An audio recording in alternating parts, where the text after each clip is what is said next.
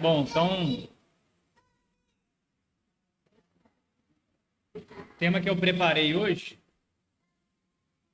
queria falar um pouquinho sobre a leitura. É um tema que o título é bem simples, né? E de fato é o que eu quero me propor aqui, é ser simples, mas eu quero falar baseado numa conferência do Padre Faber, né? Está aí aparecendo na tela aí o Padre Faber. O Padre Faber foi um sacerdote inglês, oratoriano, e ele tem escritos muito bonitos. Não sei se alguém já chegou a ler algum livro dele. No caso, a minha palestra hoje ela vai ser baseada em uma conferência do Padre Faber. E essa conferência do Padre Faber, ela não está traduzida para o português, mas aí eu peguei o texto em inglês, dei uma lida, gostei bastante. Eu traduzi e resolvi trazer aqui para a gente conversar um pouco hoje. O título da conferência do Padre Faber é O Gosto pela Leitura, considerado como auxílio na vida espiritual. Mas ele não só aborda a leitura enquanto leitura espiritual, mas ele também aborda outros aspectos da leitura. Então vou apresentar aqui o programa aqui que eu me proponho a falar. Então, vou dividir aqui em 6 pontos. Então, a leitura como auxílio na instrução, no combate espiritual, na oração, na ocupação do tempo, na educação dos filhos e na vida social e no sofrimento. São os temas que o padre aborda na conferência dele. Bom, em primeiro lugar, ele abre a conferência dele falando sobre a instrução.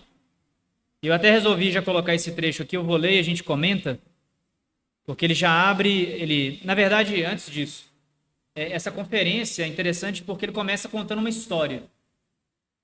Ele começa contando sobre um católico que descobriu a vida espiritual e que se interessa, né, pelos mais diversos temas da vida espiritual, descobriu a beleza da liturgia, da oração, mas num determinado momento ele se vê empacado, né, não sabe para onde ir, e ele procura então o seu confessor, seu diretor espiritual. E aí o seu diretor espiritual o escuta, dá alguns conselhos, mas no final ele dá um conselho para ele que, a princípio, esse dirigido ele se espanta com a simplicidade do conceito. E o conceito que ele dá é ler bons livros. E ele abre então a conferência contando essa história, né? Desse católico que buscou um auxílio e que recebeu do seu confessor essa instrução da leitura.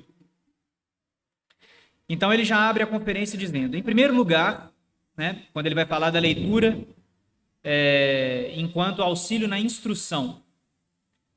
Em primeiro lugar, o simples conhecimento adquirido pela leitura de livros espirituais, ainda que sejam obras apenas indiretamente espirituais, é de importância incalculável. Não falo aqui de erudição. Os grandes ascetas do século XVII concordam que os eruditos são, em geral, os mais difíceis de conduzir à perfeição, tanto porque a absorção pelo estudo ocupa o interesse e interfere nos hábitos de contemplação, quanto porque o processo de investigação seca a frescura da mente para a oração e resseca as afeições, como se um vento oriental tivesse passado sobre elas. Mas conhecimento e erudição são ideias distintas. Então, o que ele está colocando aqui, né? Ele coloca aqui a leitura de simples livros espirituais, como nós conhecemos, por exemplo, livros de Santo Afonso, que são livros muito simples, que ele vai abordar a doutrina, né? Que ele vai fazer alguns pequenos comentários ao evangelho do dia, né? Tem as meditações de Santo Afonso. Trazem, né, um conhecimento e são de importância incalculáveis. E ele vai dizer, né, que esse conhecimento ele é diferente, né, de erudição. Ele não está querendo dizer aqui da leitura para enquanto vida intelectual, não é isso que ele está querendo dizer. Na simples instrução dos fiéis, instrução mais básica possível. E então ele elenca, né, alguns pontos que são pontos aqui de ajuda, né? Em que consiste, então, esse auxílio na instrução? Em primeiro lugar, ele vai colocar que a leitura nos sugere pensamentos. Como assim pensamentos? Bons pensamentos em geral. Hoje, com a multidão de informações que nós temos no nosso mundo atual, bons pensamentos são importantes. Né? Às vezes a gente se pega divagando, né? E a leitura ela vai nos ajudar a, nesses momentos de certo ócio, né, ter bons pensamentos. E é desses bons pensamentos que muitas vezes a gente formula uma oração jaculatória, né? É desses bons pensamentos que às vezes a gente está num dia difícil e isso nos ajuda. Né? E esses bons pensamentos, frequentemente, eles vêm de uma boa leitura espiritual. Ele também vai dizer que ela nos auxilia, né? Ganhamos tempo ao apropriar-nos por meio dos livros da experiência de outros. Então, nós temos aí toda uma tradição de mais de 2000 anos e não é necessário ninguém inventar a roda. Né? Os livros de espiritualidade, o próprio catecismo está aí para isso.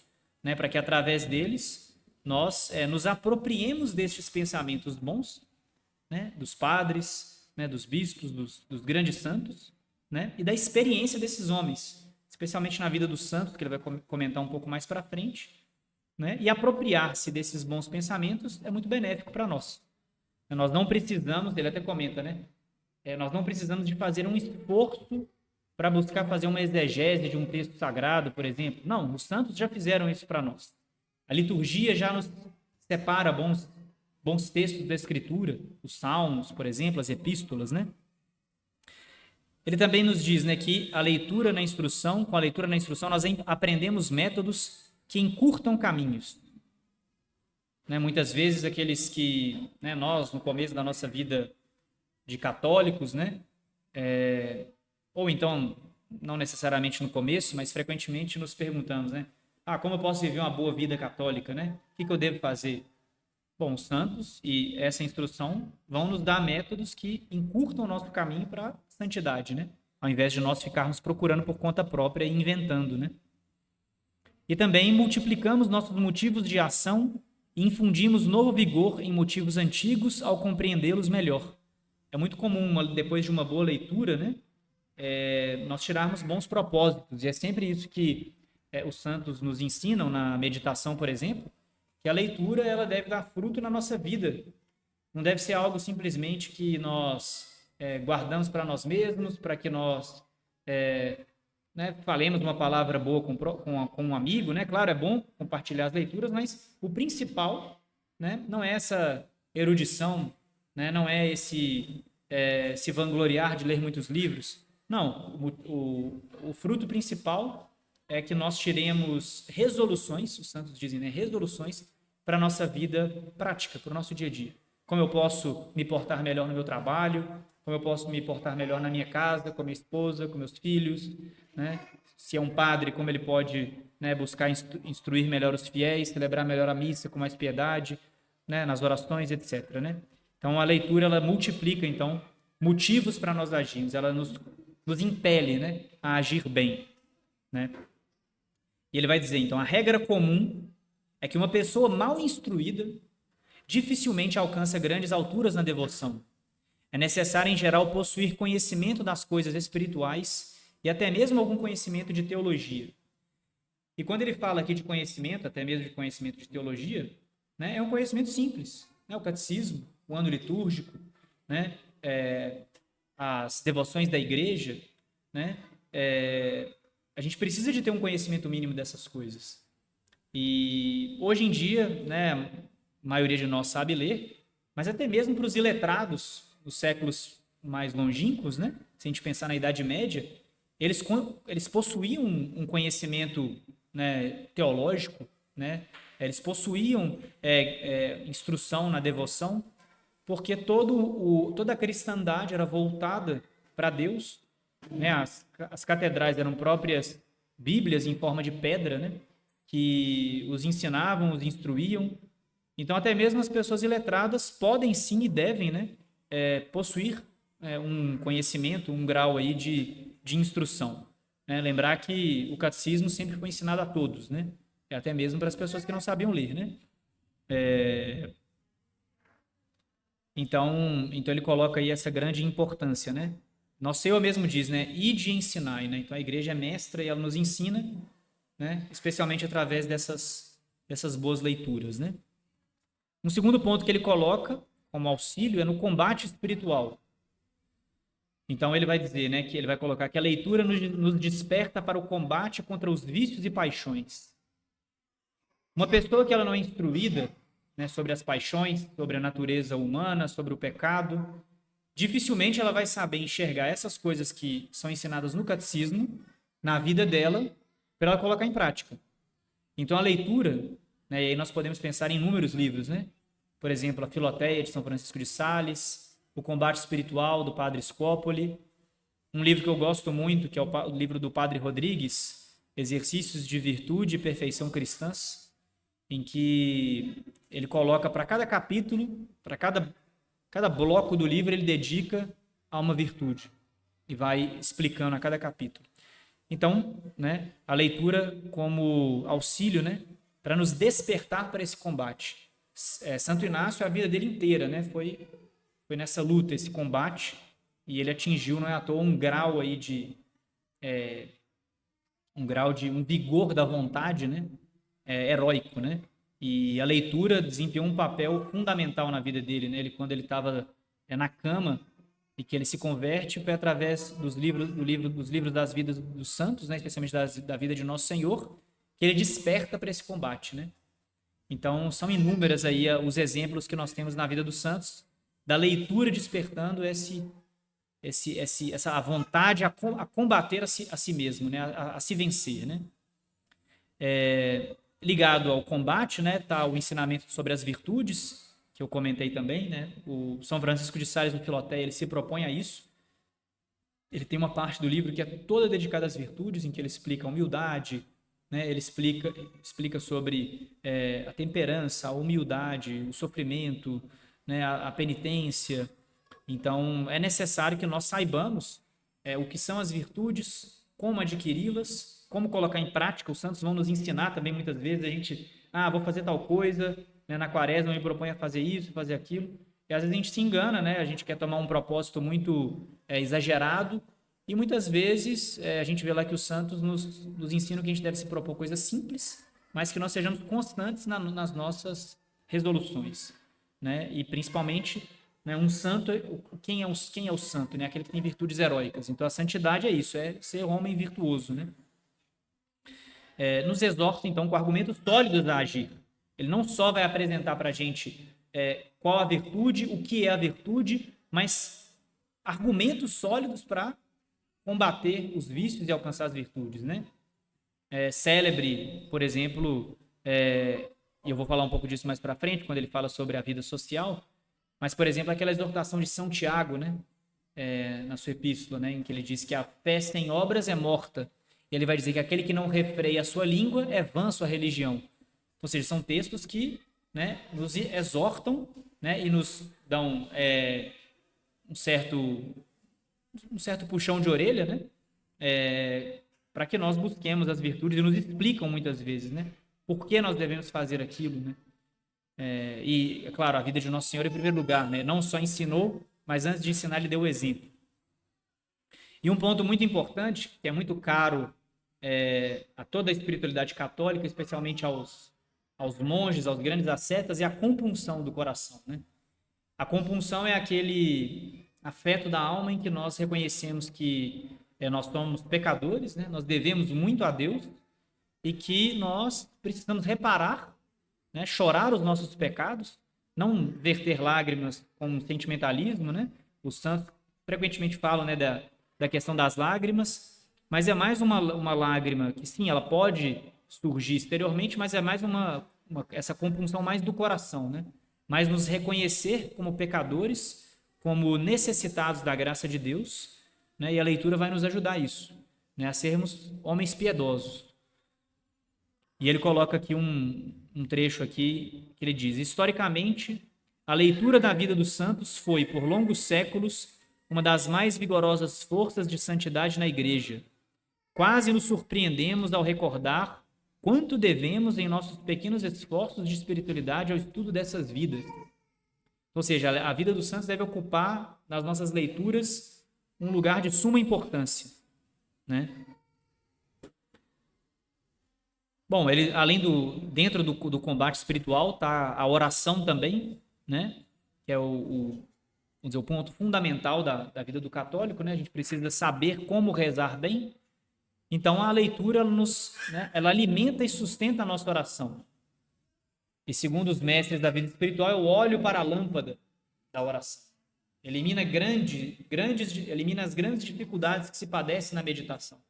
Muitas pessoas se queixam, né? Eu não sei meditar, eu não sei rezar. Como eu me ajoelho diante do Santíssimo, ou em casa eu pego um livro, mas eu tenho uma secura muito grande, eu não consigo rezar bem. Né? Às vezes está faltando leitura. Né? Os santos frequentemente eles dizem, né, que para que nós conversemos com Deus, que a oração nada mais é do que a elevação da nossa alma a Deus, nós precisamos ter matéria para conversar com Deus. Pensar em Deus como um amigo, né? Assim como nós, quando fazemos uma amizade, a tendência é que os amigos eles se formem quando há um interesse em comum. Né? Então, meu amigo ele se interessa pela mesma coisa que eu, normalmente a gente vai se encontrar, vai conversar sobre coisas que são de interesse mútuo, a gente vai se ajudar nessas coisas, e seja no ambiente profissional, seja no ambiente familiar. E então a leitura é de suma importância para isso, né? Para essa elevação da alma para Deus, né? E se nós não tivermos esse arcabouço, né, dificilmente quando nós nos ajoelharmos para rezar, as palavras vão faltar, né? E aqui um ponto muito interessante, muito importante, é a liturgia, né? Como que a liturgia ela alimenta, né? Como que a liturgia é esse óleo mais puro, né, para a lâmpada da oração.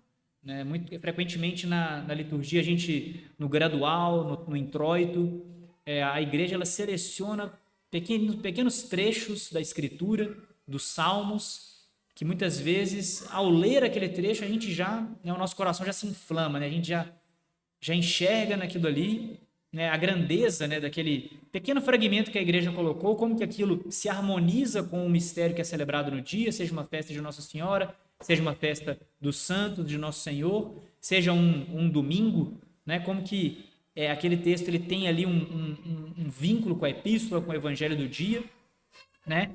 A grande sabedoria da igreja em selecionar esses textos para nós. E, né, nós podemos nos alimentar disso para a nossa oração. Pegar o missal, né, ler a epístola, ler o evangelho, ler o introito, parar, refletir um pouco naquilo. Frequentemente vai ter ali alguma virtude sendo exaltada, né, algum fato da vida de Nosso Senhor que com certeza nós teremos algo para tirar para a nossa vida.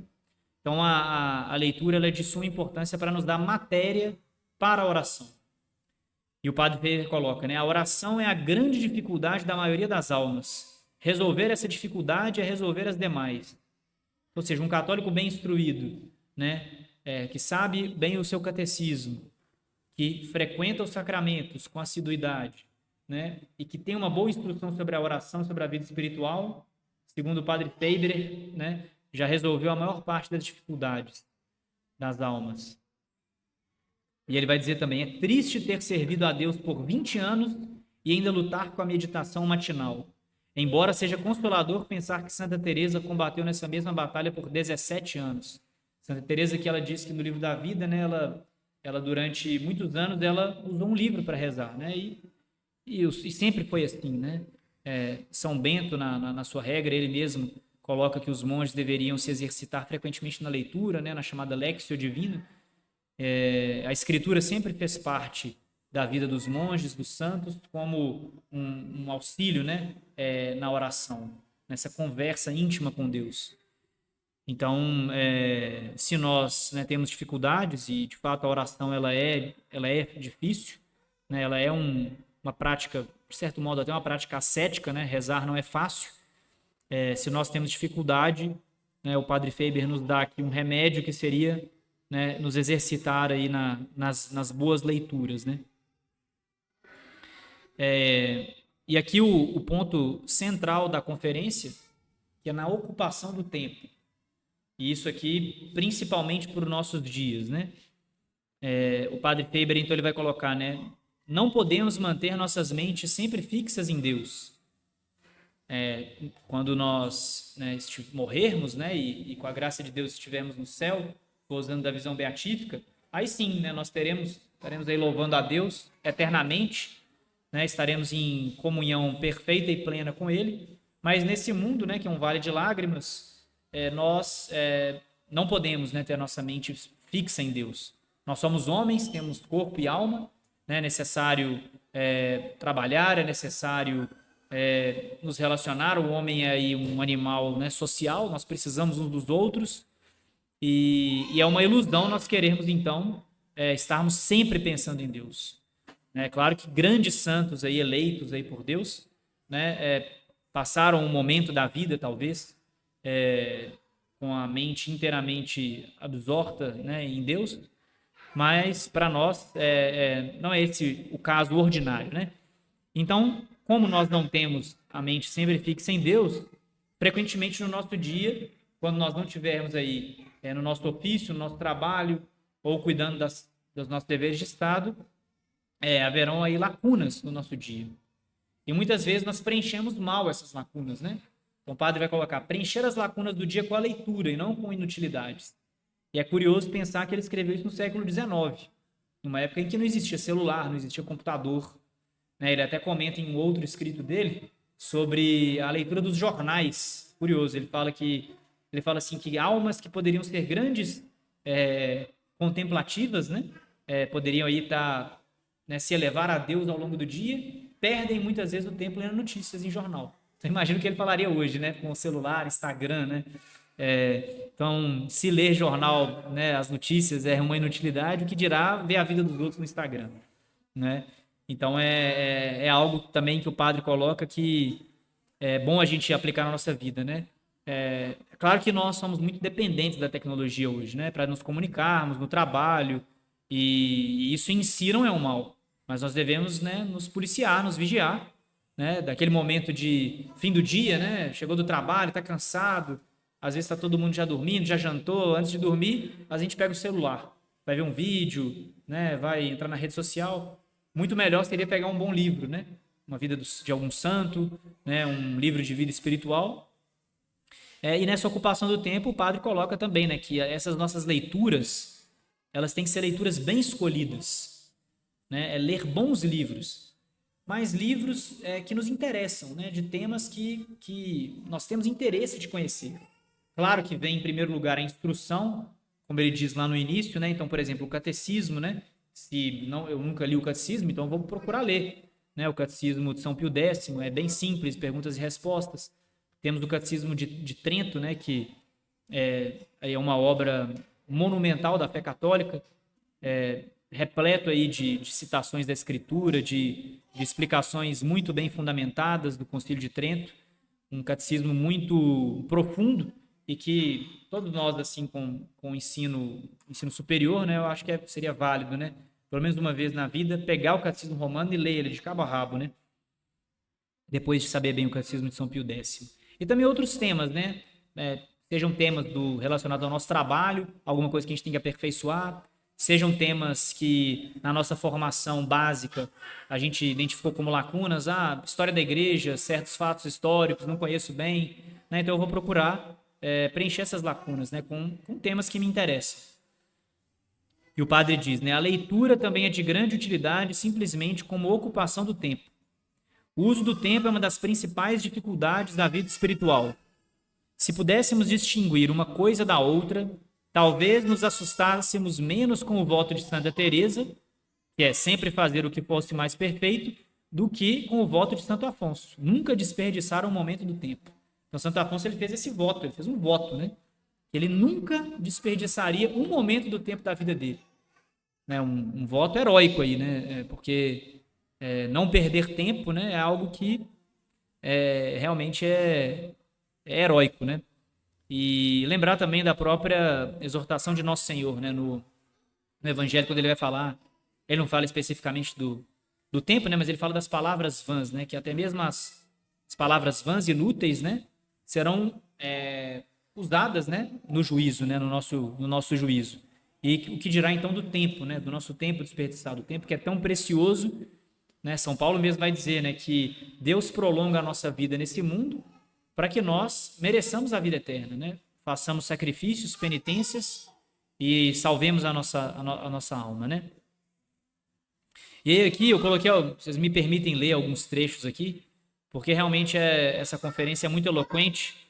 E o padre diz: assim, a simples ocupação de nossos pensamentos com temas religiosos tornou-se de grande importância para a devoção, sobretudo para aqueles que vivem no mundo e são forçados a ouvir seu clamor e a sentir vertigem diante de seu movimento portentoso e veloz, como se fosse uma máquina de Deus que escapou ao seu controle.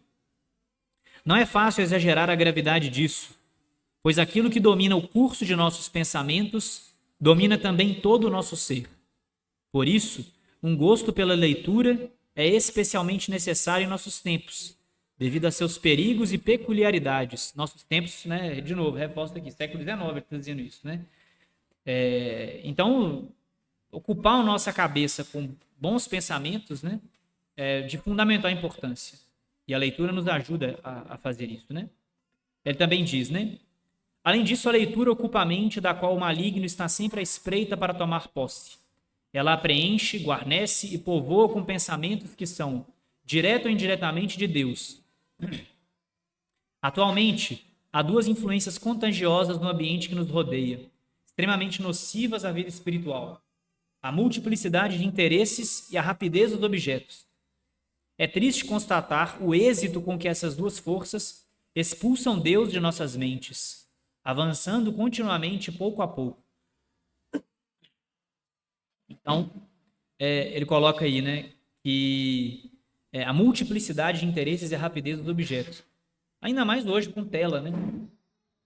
É impressionante, eu li isso aqui, quando eu li isso aqui eu fiquei impressionado, que ele estava falando isso no século XIX, né? E isso aqui pra gente hoje é uma coisa assim, parece que ele tá falando dos tempos modernos, né? Parece que ele tá falando da rede social, parece que ele tá falando do Instagram, do YouTube, né? Da televisão, e não, ele não tá falando disso, né? Então se o Padre Faber visse isso aqui, a nossa vida hoje, ele ia se espantar, né? Mas é muito eloquente, né? Isso que ele diz, né? Então realmente, a velocidade aí da informação hoje em dia é algo impressionante. E reter, né? Hoje a gente tem acesso muito fácil à informação, o mais difícil é reter, né? A informação passa, né? Assim, milhares de frames por segundo, vídeos e inteligência artificial e várias coisas, mas reter a informação, guardar aquilo que é proveitoso, né, isso é o que é difícil, né? Para quando a gente está naquele momento à toa, vinha o bom pensamento, né? A gente pensar em Deus, pensar em Nossa Senhora, pensar nos santos, né? Esse que é o objetivo, né?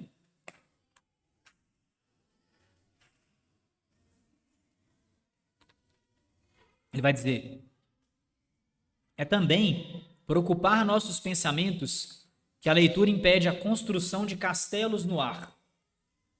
Explico essa expressão que ele usa, né? Essa expressão ela está em inglês e ela traduzida não faz muito sentido, mas construção de castelos no ar é viajar na maionese, né? E traduzindo aqui para o nosso português coloquial moderno, né? Essa enfermidade interior totalmente incompatível com a devoção. Né? E o que ele quer dizer com isso? Quer dizer a gente, né, pensar bobagem, né? Se enganar muitas vezes. Para eu ser santo eu tenho que fazer isso, né? Eu preciso fazer aquilo, né? Eu tenho que me ocupar de tal coisa, eu tenho que abandonar tal coisa. E às vezes eu estou ali viajando, né? Construindo castelos no ar, quando na verdade a solução para o meu problema é algo simples que eu leio na vida de um santo, eu, né, conversando com alguém, né, eu sanaria isso, né? Então a leitura, né, na ocupação do tempo nos ajuda a não dispersar a mente, né? Como se diz, né, que a mente vazia é a oficina do diabo, né? Muitas vezes as tentações vêm daí, né, de momentos de ociosidade, que o demônio vai plantar um mau pensamento, uma coisa na nossa cabeça, seja em relação ao nosso próximo, fulano falou assim comigo, é porque ele não gosta de mim, e às vezes a gente começa a pensar tanta coisa na nossa cabeça, né, que aquela outra pessoa nem pensou naquilo, né, não tá nem aí.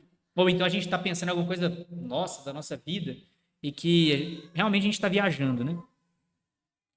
E ele vai dizer, né, talvez seja demasiado afirmar que a leitura a elimina por completo essa atitude, né, de construir castelos no ar. Mas ao menos torna muito menos provável e restringe seus limites, né? Difícil a gente falar que a gente vai, né, não vai cair nisso, mas é o que ele está dizendo aqui.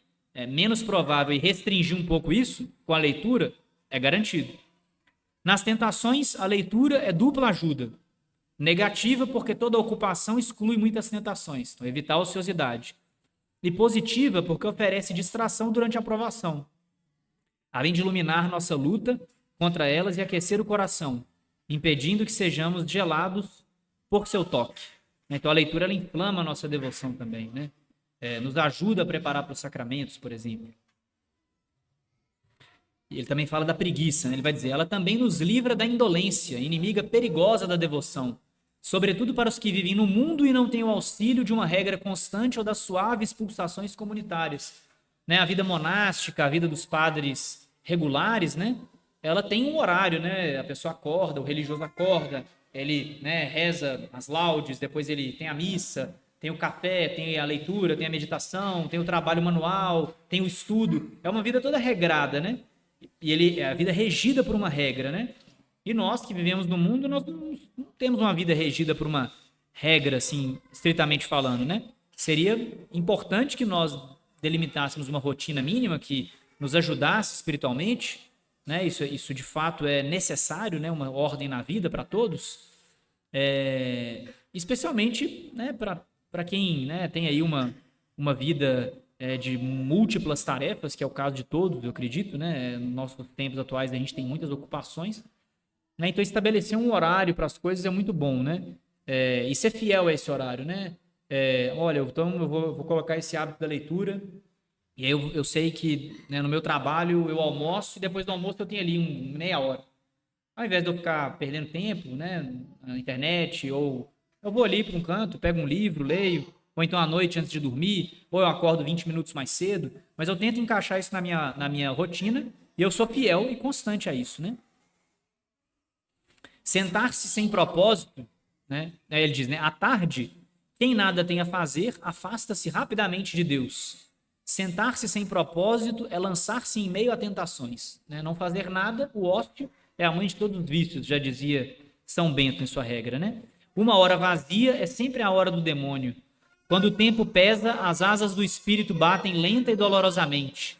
Então um livro é como uma torre forte, ou mesmo uma igreja, com anjos escondidos entre suas páginas, como se fossem nichos, né? Nichos das catedrais, né? Por exemplo, né? Então, né? Além da ocupação do tempo, né? Ele vai falar também da educação dos filhos, né? A leitura como auxílio na educação dos filhos e na vida social. Então ele vai colocar, né? Na vida social, né? A leitura torna a nossa conversação menos nociva, né? Então evita que nós tenhamos assuntos ruins para tratar com o próximo, evitar falar do outro, falar dos defeitos do outro, né? Falar de coisas inúteis, né? Então, os nossos livros são aliados do próximo. Olha, eu achei isso muito interessante, né? Então, a nossa leitura, né? Não só nós nos beneficiamos, mas aquelas pessoas que estão conosco no dia a dia também se beneficiam, né? Nossos assuntos estão melhores, né? E ele diz, né? Conversar sem pecar é muito difícil para quem não gosta de ler, né? Muito interessante isso, ele colocar isso, né? Conversar sem pecar é muito difícil para quem não gosta de ler. Auxilia no governo da língua, né? Que eu comentei aqui no início, né? De São Tiago, né? Quando ele diz, né? Que a língua é um veneno mortífero, né? Que nenhum homem consegue domá-lo, né? E aquele que não refreia a sua língua, a sua religião é vã, né? De São Tiago, né? Então, auxilia no governo da língua a nós evitarmos aí a maledicência, a murmuração. Torna a nossa piedade mais atraente, né? Uma pessoa que lê, normalmente uma pessoa, se a gente parar para pensar numa pessoa que a gente admira, né? É muito comum, às vezes, uma pessoa instruída aí, já, né? A gente pensa às vezes num avô, numa avó que viveu aí no século passado, por exemplo. É muito comum essas pessoas, né, que tiveram uma boa educação, serem pessoas que a gente gosta de sentar para conversar, né? A pessoa tem assunto, tem bons assuntos, tem histórias para contar, por quê? Porque teve uma vida, né, provavelmente de muita leitura, né? Uma pessoa que conhece fatos históricos, né, que a gente senta ali na mesa, né, para tomar uma refeição, passaram-se horas ali em uma boa conversa, né?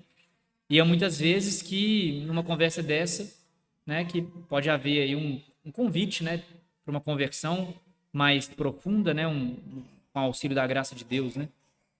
Todo mundo, né, com certeza, né, que se converteu, né, não se converteu de repente um dia acordou, veio uma iluminação divina e a pessoa, ó, né, se converteu. Não.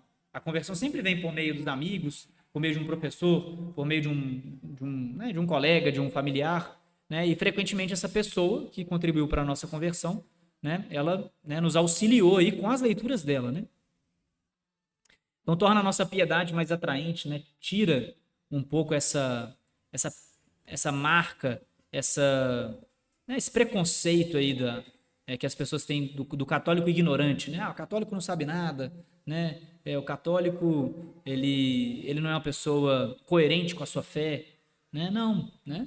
Uma pessoa que ela é instruída e é um bom católico, a piedade dela vai ser atraente, né? Especialmente no contexto escolar, né? Um aluno que vê um professor ajoelhado, rezando, né?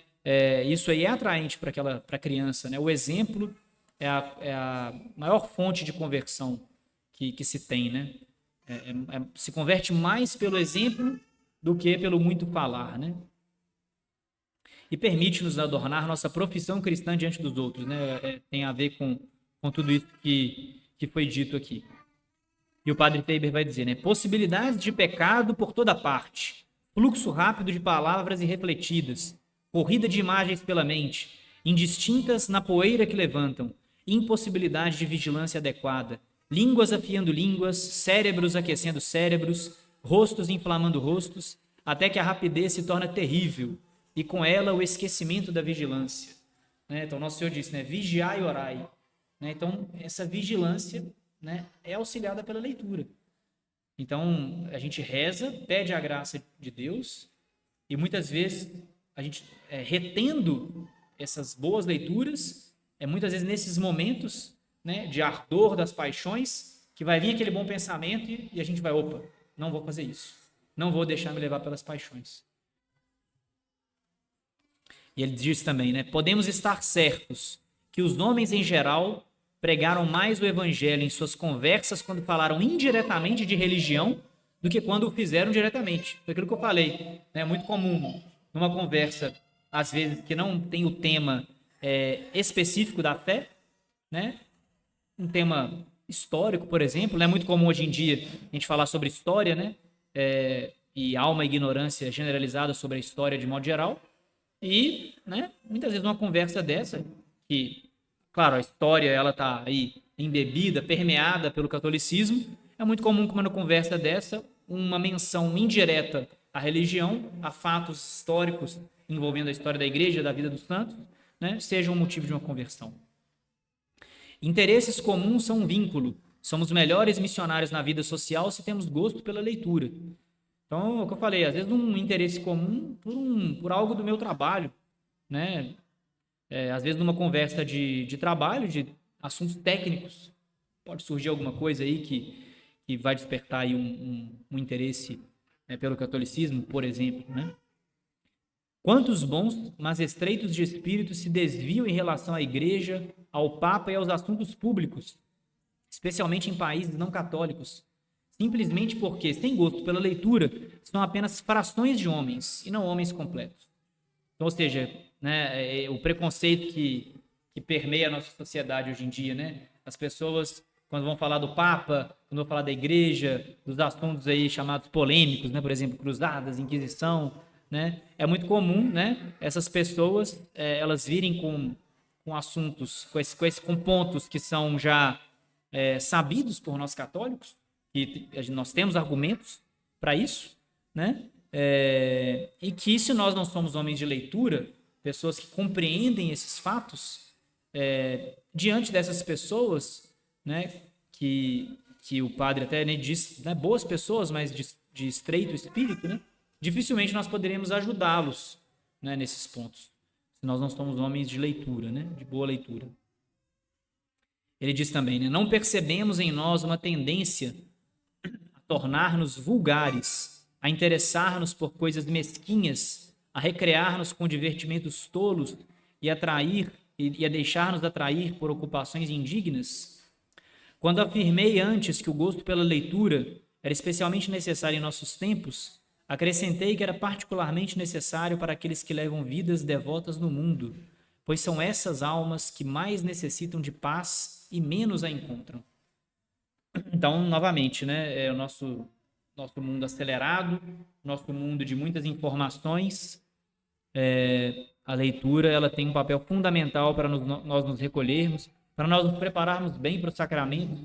Às vezes a gente vai à missa, né, a gente mal chegou ali na igreja, se ajoelha, né, vai fazer uma oração, já está com aquele turbilhão de pensamentos na cabeça, dificuldade para, de fato, começar ali a prestar atenção na liturgia, de fato rezar, né? Então, uma boa leitura antes, às vezes eu acordo uns minutos antes, leio, né? Se for para a missa, eu leio o evangelho ali do dia, da epístola, por exemplo, né?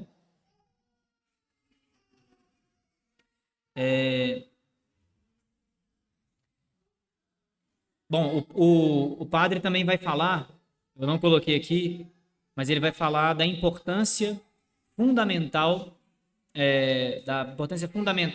na educação dos filhos, né? O padre vai dizer que os pais que têm boas leituras, os pais que eles têm bons assuntos para falar com os filhos, eles vão fazer com que as crianças se interessem mais pela religião, né?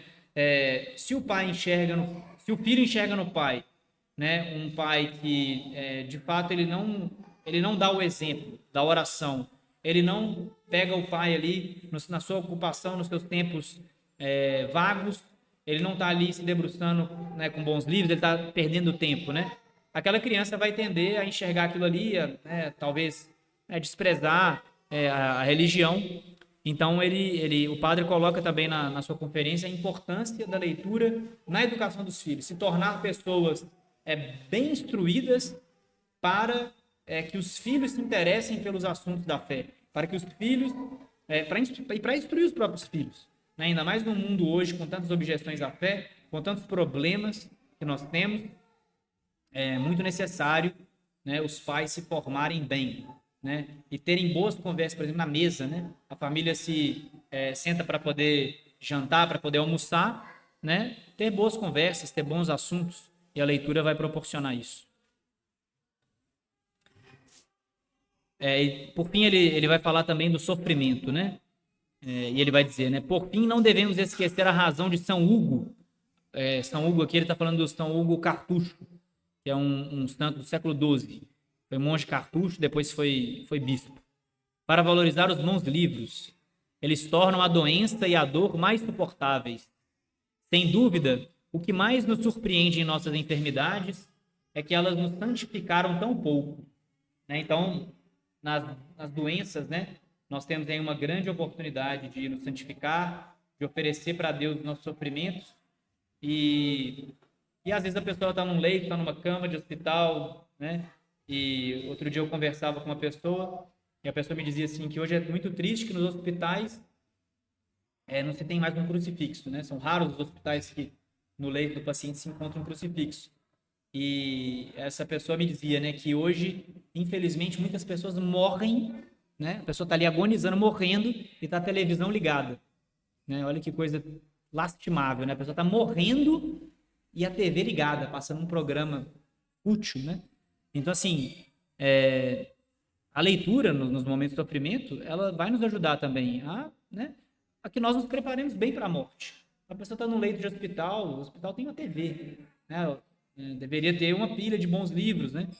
Então, se nós, por exemplo, né, era muito comum antigamente, né, as pessoas lerem em voz alta, lerem uns para os outros, né? Então, em uma situação que a gente vai visitar um doente, por exemplo, está acompanhando alguém, é proveitoso, às vezes, ler um livro para essa pessoa, especialmente se é uma pessoa que não tem instrução, que não conhece, né? Então, a leitura ela vai ser de grande ajuda, né, nesses momentos, né? Vai ajudar a santificar as enfermidades e os sofrimentos.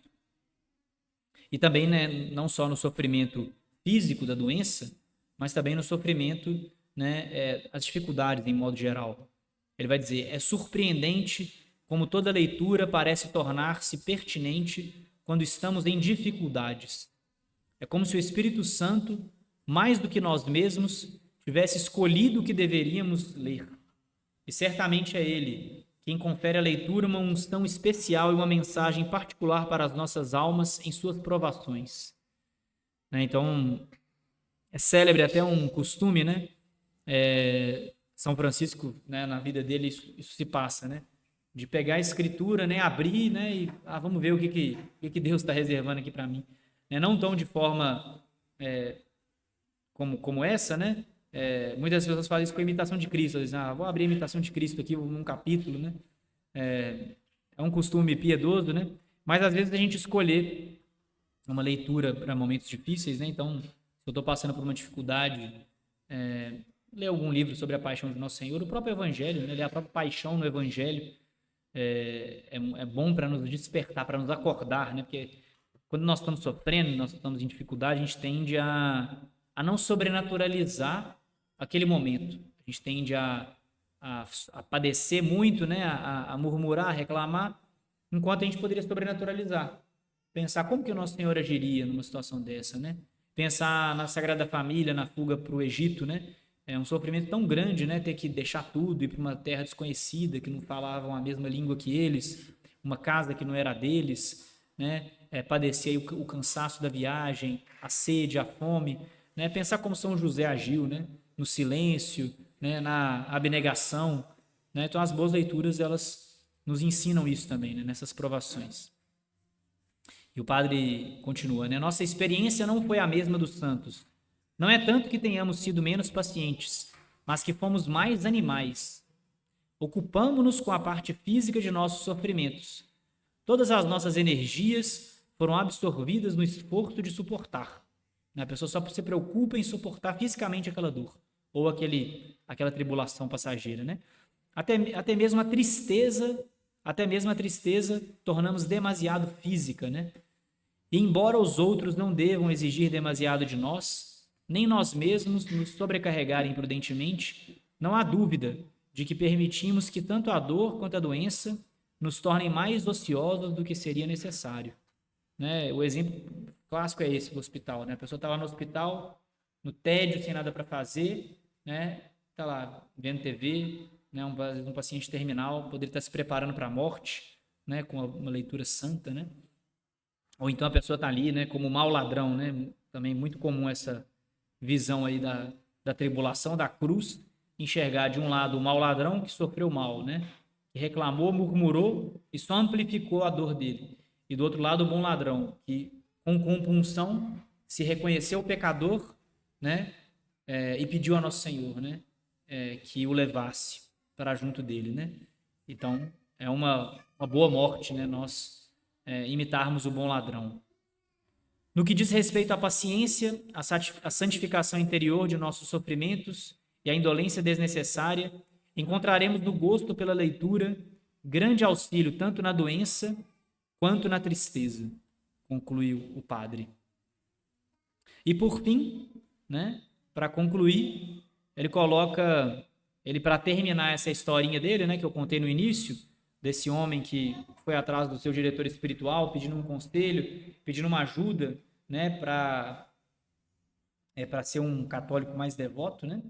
Ele coloca aqui uma possível objeção dessa pessoa, né, que diz: mas todas essas razões, né, são muito baixas e meramente naturais, né? Ler um livro, né? Como assim, né? Ter uma rotina mínima, né? E o padre vai dizer: é verdade. Mas estamos já preparados para coisas mais elevadas? Temos alguma dispensa das etapas iniciais dessa grande jornada? Certamente, se avaliarmos corretamente a nós mesmos, sentiremos que somos demasiado baixos, até para o mais humilde dos bens. Ou seja, né, nós merecemos tão pouco de Deus, né, que até para o básico e para o simples, né, nós deveríamos nos sentir aí indignos, né? E hoje nós temos aí inumeráveis recursos. Claro, hoje é um problema o excesso da informação, mas, por outro lado, tiremos, então, algo bom desse excesso de informações, que é o acesso, né, a bons livros. É o que não falta hoje, né? Com um clique a gente compra um bom livro e com um bom propósito de alguns minutos a gente se decide a colocar a leitura na nossa vida espiritual.